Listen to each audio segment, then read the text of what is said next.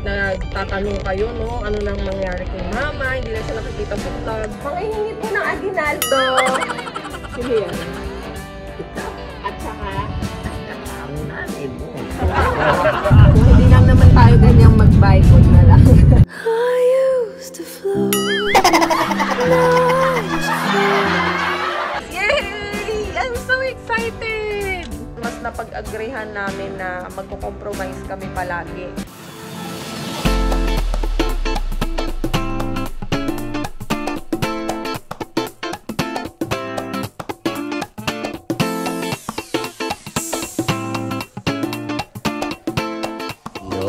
Good morning.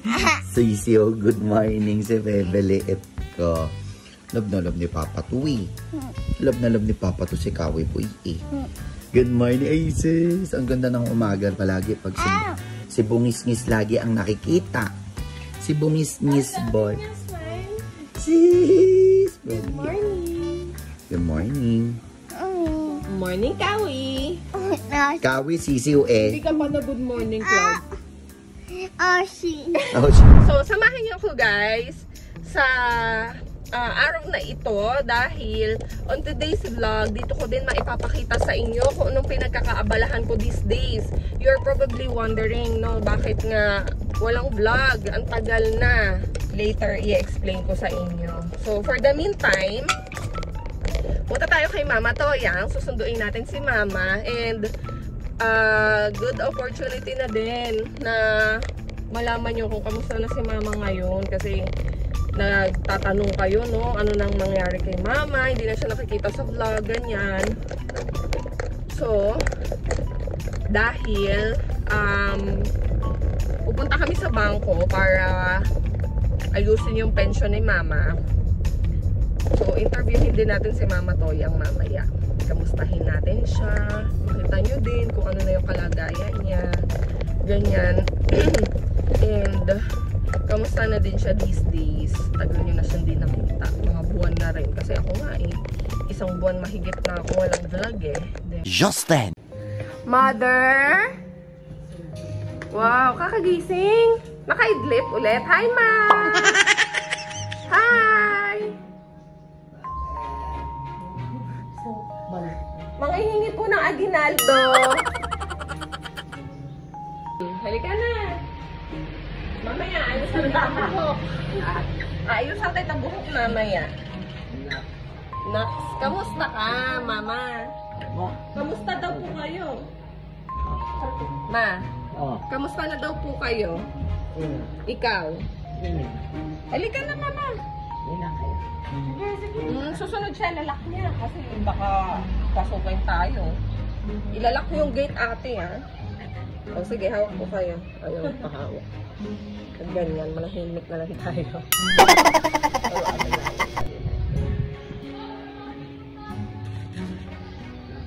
Yan. Kamusta ka na? Kamusta ka na? Ito. Ano? At maganda pa rin. Tingin nga na maganda. Mama, tingin nga na maganda. Dito, dito, dito. Harap ka. Sino yan? ikaw. At saka? At saka ang nanay mo. Sino ang nanay ko? Ewan ko. Wala pa sa akin. Wala pa sa'yo. Ikaw, anong pangalan mo? Ha? Anong pangalan mo? Ewan mo ba? 1 hour later. Hey, ayan na. Tapos na kami makapagbangko. Thank you dito sa Metrobank. Ayan kay Ma'am. Maraming salamat for assisting us. Ay, salamat eh. Tubig ko pala. Buksan na yung aircon. Buksan niyo po yung aircon. Ito po, oh. Ito. Yan. Buksan niyo po. Oo, alin ba? Ito po. Ito. Yan, opo. Pihitin niyo, pihitin. Pinit. Yan, ko. Oh, pihit po, pihit. Pihit. Pihit. Pihit. Okay. Para electric pa. Pihitin mo na nga ito. Dalawa. Hi, Ate King. Kamusta Hello ka po. na? Mabuti. Okay ka na, Ma? Isa ba? Pindutin.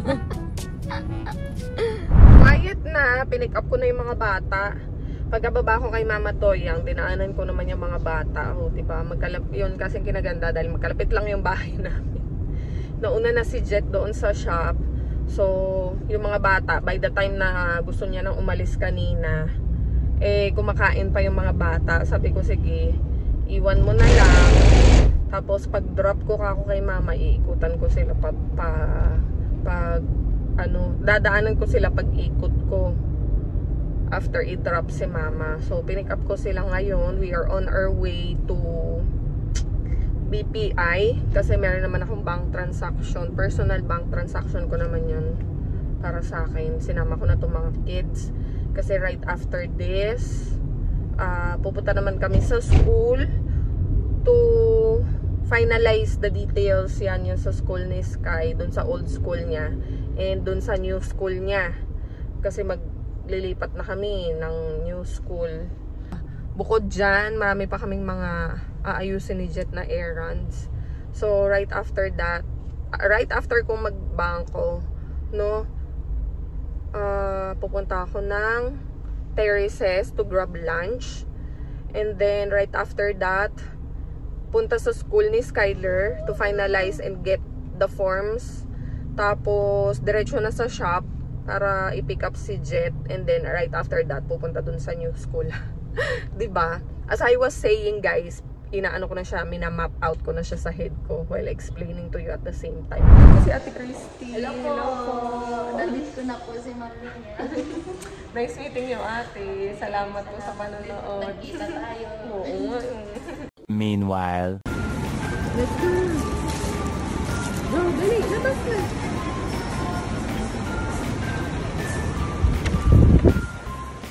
Ng oras, grabe. You're welcome. Ang bilis ng oras, grabe. Ay, nako. So, ayan, meron ng lunch kami ni Jet. As yung mga bata, binilhan ko na ng merienda. So, after this, diretso na tayo sa school. So guys, nakabili na kami ng food. Papunta na kami sa shop. And meron kaming binili na... Daan muna tayo sa old school. Old school pala. Meron kaming binili na milk tea. Ay, milk tea. Fruit tea. And ang sarap niya.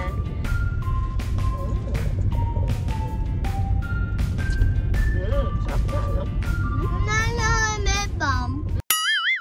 Naman tayo ganyang magbike. Kung hindi lang naman tayo ganyang magbike, wag na lang. I used to float.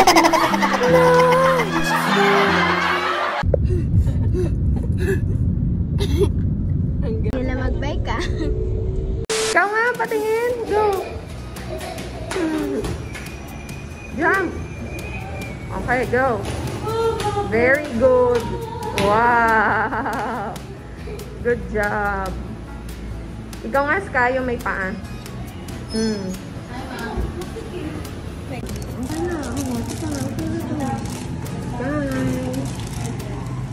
Sky Pop-Pop. Ayan. Okay, guys. Tapos na tayo dito sa old school ni Sky. Ngayon naman, pupunta na tayo dun sa ano niya, new school para kausapin. Hindi na natin maisasama si Jet. Original plan was kukunin si Jet dun sa shop. Parang gamit yung ano. Kukunin si Jet dun sa shop. Tapos, sabi ko nga, samahan niya ako doon sa new school ni Sky. Diba? Kaya lang, hindi ko napagtanto na day off pala ni Pressy. Wala yung staff namin day off. So, mag-isa lang si Jet doon sa shop. Eh, pag kinuha ko siya, paano? Masasarado yung shop. Eh, meron pa namang mga pupunta. So, diba, sabi ko pa naman sa inyo kanina, hindi masyadong busy. Kasi nga, Lunes, yun pala, merong mga pupunta. Nakakatuwa lang din kasi guys, dahil nga very hands-on na kami ngayon. Ini-engage talaga namin ng mabuti yung sarili namin, especially dun sa page. So, prior pa lang minsan na merong mga magpupunta na mga customers, nalalaman na namin kasi nakikipag-coordinate. Bakit? Hot, ayo, pawis ka na. Lakasan nyo na yung aircon doon. Sit properly, please. Dali na. So, yun ang kinaganda dahil nga, ulitin ko dati yun ang kinaganda dahil nga naging hands-on na kami ni Jet. Mas i-engage namin yung sarili namin dun sa cafe. Nalalaman na din namin yung mga nagpapaschedule na customers and nagsasabi sila kung pupunta sila, kung nandun ba kami, kasi gusto nila kami ma-meet, makasama, ganyan. And gustong-gusto ko din yun kasi gusto ko personally, ako yung nag-aasikaso sa kanila, nag-i-estima, ganyan. So, ayun. Tayo na lang muna pupunta sa school. Tapos, isi-share na lang yung mga details ni Jet mamaya pagbalik natin sa shop. Dahil nga mayroong mga papunta ko. Sana maabutan ko sila. Anong oras pa naman, medyo pahapon na guys. Baka di natin maabutan yung opisina. So, punta muna tayo dun sa new school ni Skylar. I'm so happy. I feel so accomplished kahit hindi pa tapos yung araw ngayon. Dahil ang dami kong na-take off dun sa boxes ng to-do list ko for today. 3 PM tapos afternoon. It's almost 3 in the afternoon. Hindi pa ako kumakain ng lunch. I barely drink water din. Parang nakakailang sip-sip pa lang ako dito sa water bottle ko. Tapos naubusan na siya ng water. Yellow na lang yung natira. Hindi pa rin ako nakapag-banyo. Dahil nga wala naman ako iniinom na tubig. Hindi ako maihi. So, hala, ang dilim. Uulan kasi guys. Yay! I'm so excited! Sky! Kinakabahan ka, ha? Mm. 8 hours yung school ko, mami. Uy, 8 hours din naman ganun. Halika, magka-compute tayo. 8 hours, 7, 8, 9, 10, 11, 12, 1, 2, 3. Wait 9 lang. hours ang school ko, ma'am. 9 hours. Oh, yan ang hirap. Kasi galing ka sa galing ka sa pabebe na school, Montessori. Ngayon, ka, traditional school. Later, chikain ko kayo guys ha. Drive back muna ako. Papunta na tayo ng cafe. I'm so happy. Ayun lang. Happy ako, mamaya share ko sa inyo. Excited talaga ako, Sky. Naalala ko tuloy nung nag-aaral ako ng elementary. Nagulat siya kasi 7 to 8 hours ang school time. School duration of school day. Parang gulo. Basta yun, 7 to 8 hours ang study time pala per day. Sabi niya bakit daw ganun, and it's understandable, truly understandable, because si Sky, she came from a Montessorian school. So 4 hours lang kami. oo, 4 hours lang sila sa Montessori. Technically 3 hours kasi may lunch break kami. Diba? Tapos magta-transfer ka ngayon sa traditional school, and when you say traditional, really, it's the traditional way of teaching and learning, which is 7 to 8 hours of school time per day, diba? Pero sabi ko naman sa kanya, hindi naman yun buong 8 hours nakaupo ka sa sa upuan mo at nagtuturo si teacher ka. Kung meron yan mga intervals, merong mga snacks and lunch break, ganyan, no, diba? And ang kinaganda kasi, Sky, pag traditional school is marami silang mga iba't ibang program. Yun na-excite you. They will always make something to get the kids excited and enthusiastic on everything they do. Naalala ko talaga yung elementary days ko. Ikaw, kanina ka pa tahimik dyan.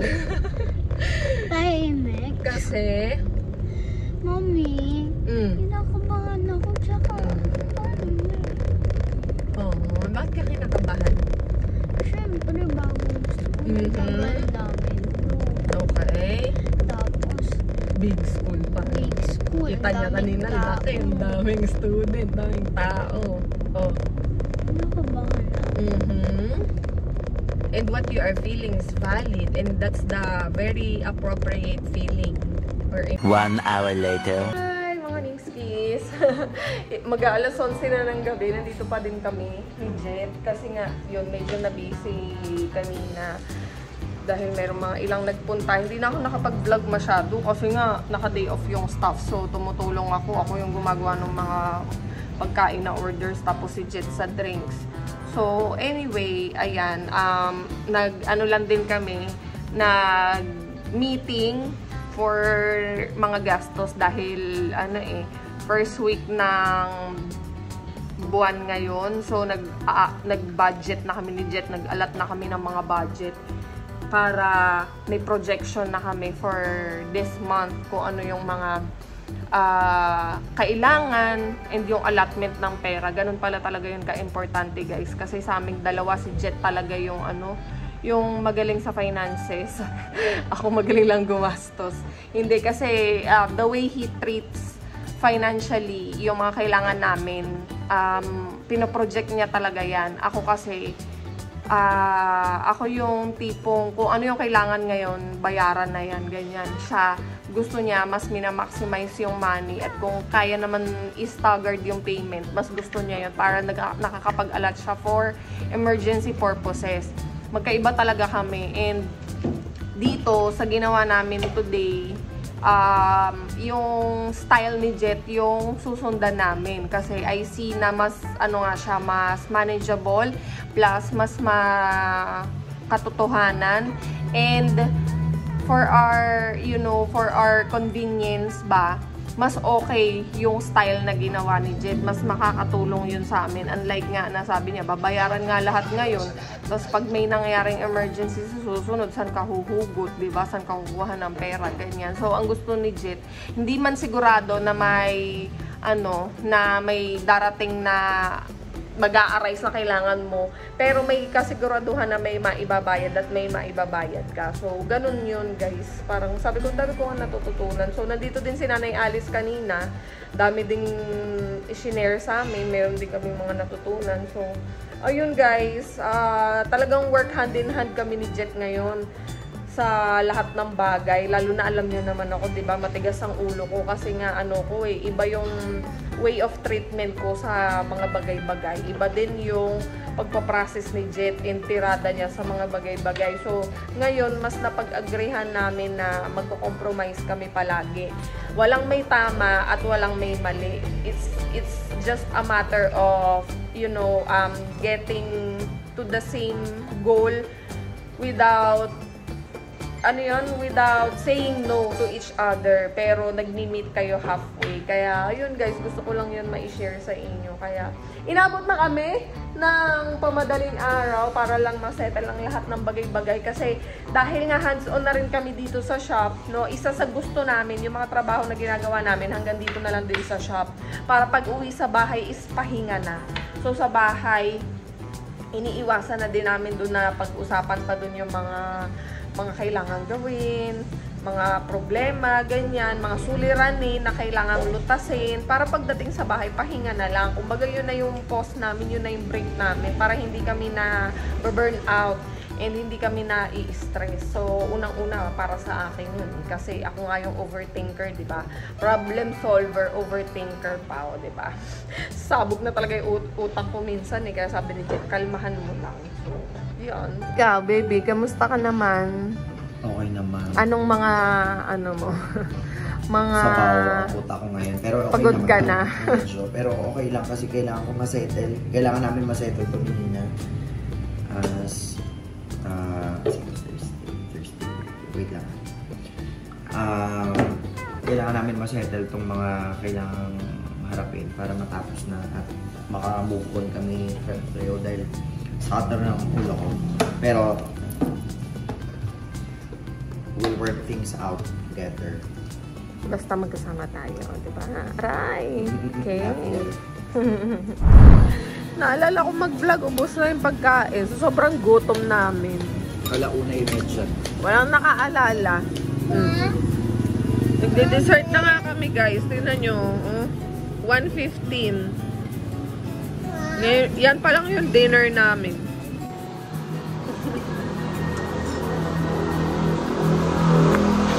Pati yung mga bata. Pero nagmerienda naman sila kanina. Ang aga ng dinner namin, grabe. Ang aga for tomorrow. Ang aga for today. Aga. Umalis kami. Umalis yung kami. umalis ka sa shop ng Monday. Kumain ka ng dinner ng Tuesday. Ay, ang buhay namin. Makulay. Yan ang buhay namin, guys. Diba? Di nyo pa ako nakita nag-vlog sa bahay. Kasi hindi pa ako nagbahay. Ma? Pagkagising, alis ka Ma? agad. Mommy? Yes? Welcome. Aray ko. Kulit mo. Just then. So much for watching our vlog. So, oras na para magpahinga dahil maaga pang gising bukas. Tomorrow is, sa school na si Sky. Kaya kailangan namin magising ng super aga. Dahil marami pa kami ayusin. So, I guess see you again. Para akong magkakasakit. Pero sana hindi matuloy kasi I have work. So, we hope to see you again next time here at the vlog. And, yun. Thank you so much for watching. We'll see you on the next video.